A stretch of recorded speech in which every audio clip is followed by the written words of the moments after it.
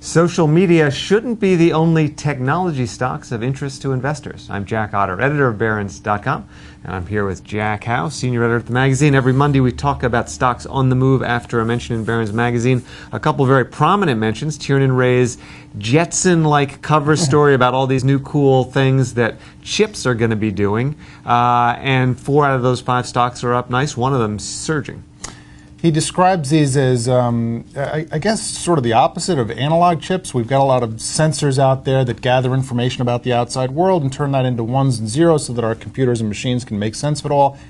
And there's this new generation of chips coming that will turn ones and zeros into, forces and other things that act on the outside world and do lots of new things for us. There are breakthrough applications in medicine, in charging our devices without having them attached to anything, just sort of on the go, and so on. He mentions, the first company he mentions is Applied Materials, which makes the equipment used to make computer chips. And this is a company that's really out in front that stands to benefit no matter what direction things go. It's a big kahuna. It's been out there for a long time, but now he says there's kind of a whole new area in which this company will play an important role. I'll mention just briefly the other ones. He mentioned Energous and Integrated Device Technology. They're involved in different types of charging. CheckCap has some of those medical technologies where you'll swallow a pill and it'll help the doctor scan you. The only one of the 5 that's not up, NXP Semiconductor, he mentions this in connection with a microwave that will cook an egg. How can we not be excited about eggs in the microwave, folks? I mean, but that's the only one that's not moving. I guess maybe my excitement over that is just my own. One of the commenters said he's already been cooking eggs in a microwave, so maybe that's what killed that stock. Everyone realized this is not actually a development. I don't know. But I think that's my brother. He makes scrambled eggs in the microwave. All right, yeah, let's move on to another tech company, and this goes to the AOSI, Art of Successful Investing Conference, where you and I spent a happy Saturday with a bunch of great investors, got a lot of their ideas. We can't go into all of them here, but Scott Black, roundtable member, good friend of Barron's, has some interesting picks. Yeah, he likes Lions Bridge Technologies, which is a local company to him. He's a Boston guy, and this is in the greater Route 128 corridor. Right, greater Boston area.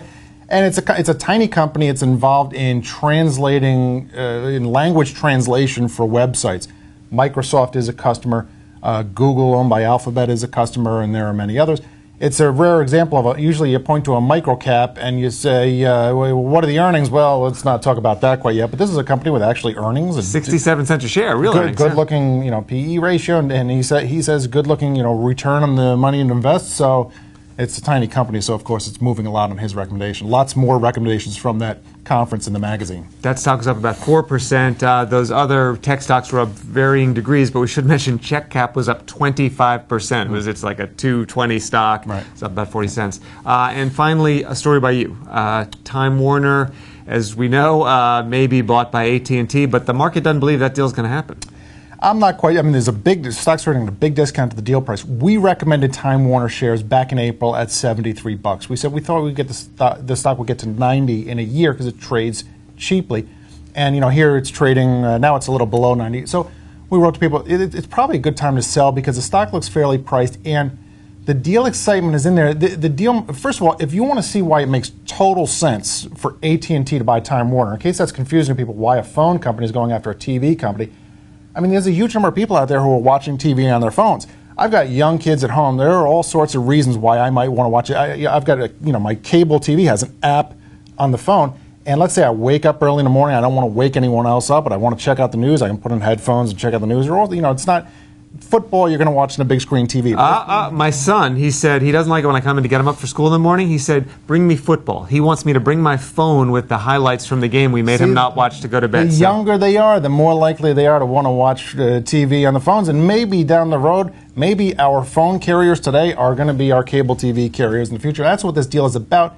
However, there are big concerns among regulators. I mean, you had this deal by Comcast and NBC Universal, and reportedly regulators are gathering information on that and seeing like, have they been really playing as fairly as they could in that deal, and what would that mean for a future deal? So there's all sorts of chatter about maybe running into some problems with this deal. That's the reason for the big discount. And the numbers are stark. 107 was the offer price. Right. The stock's trading about 87 as we speak. So clearly Wall Street doesn't believe this is going to happen. For what it's worth, Donald Trump and Bernie Sanders have both come out against this deal. It's a miracle agreement between those. So yeah, exactly. It's bringing people together. Thanks, Jack. Thank you.